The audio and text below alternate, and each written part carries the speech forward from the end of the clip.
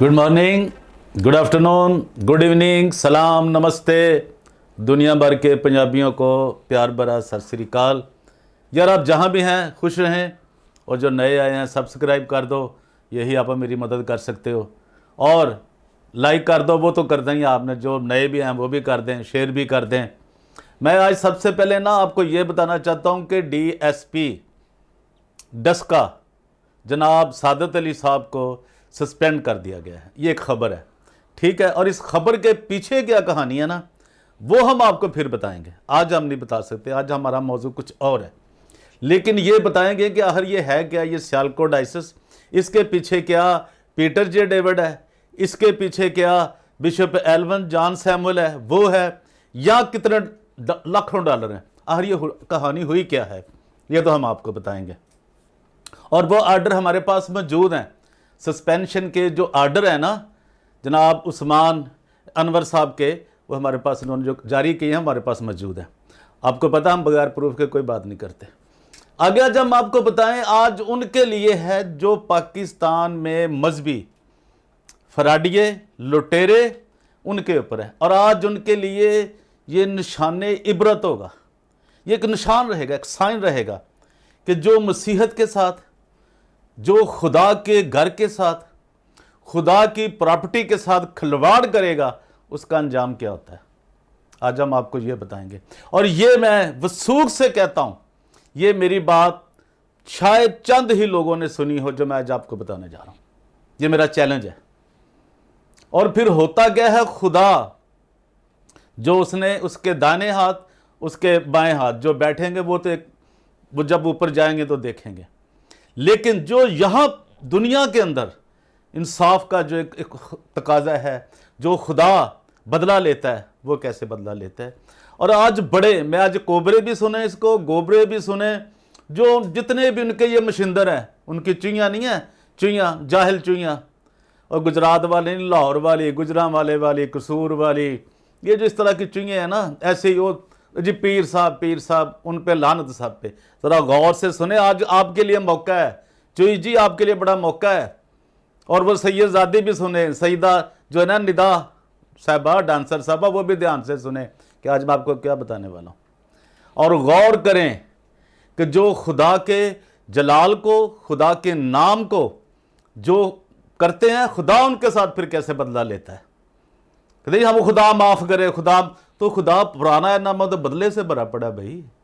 और आज भी वो अपने लोगों के लिए लड़ रहा है। जरा सोचें कलाम में कहां कहां और दुनिया में कहां कहां क्या हो रहा है। तो जो आज की मैं आपको बात बताने जा रहा हूं ना, वो एक ऐसे बिशप की है जिसने क्या किया, जमीन के लिए, डॉलरों के लिए, पैसों के लिए उसने खुदा के कलाम का मजाक उड़ाया और दूसरी शादी की।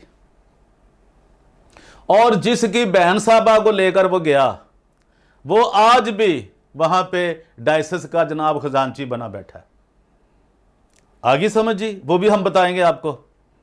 और जब वो हो गया वाकया, तो फिर उस बदबख्त जो बिशप था, घटिया तरीन जिंदा है अभी, उसके बच्चों का क्या होगा।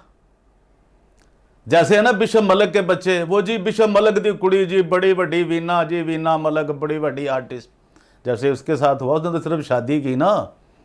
ये तो अभी पता नहीं इसका अंजाम क्या होता है। जो खुदा का अहद तोड़ते हैं, जो खुदा के कलाम को तोड़ते हैं, जो उसकी राहों से हटते हैं, तो खुदा उन्हें छोड़ देता है।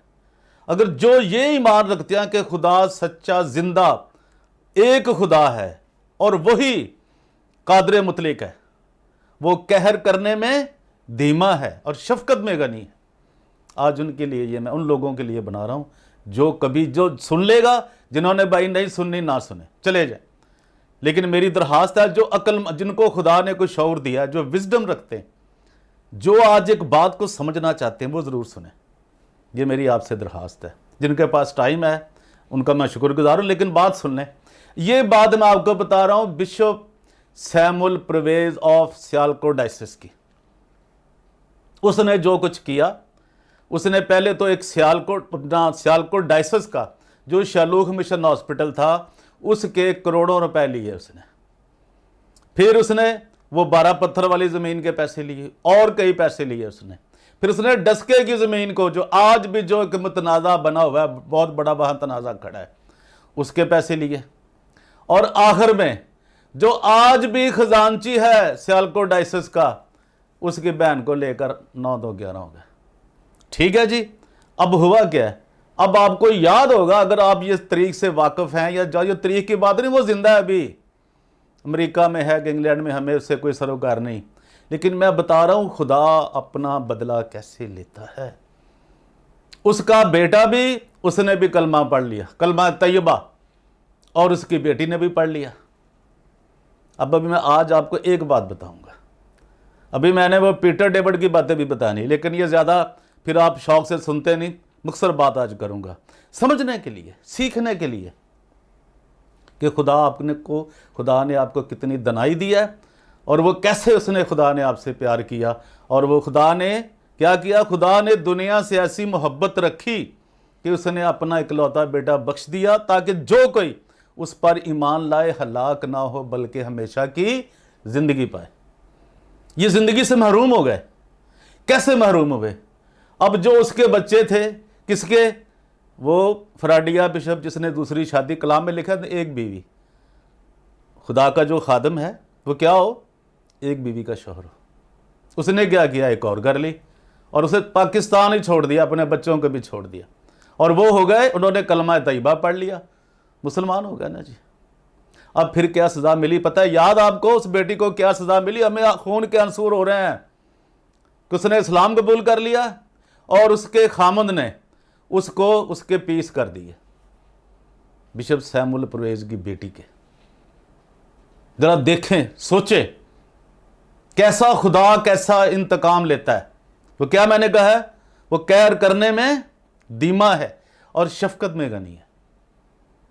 अब मेरी बातों की और मैं इनको भी ये वार्न कर रहा हूं, किसको, ये एल्वन सैमुअल जॉन है, और किस तरह इसको समझना चाहिए कि इसे क्या करना चाहिए, और पाकिस्तान के जो क्रिश्चियन लोग हैं उनको क्या समझने की ज़रूरत है, उनके साथ क्या कुछ खिलवाड़ किया जा रहा है।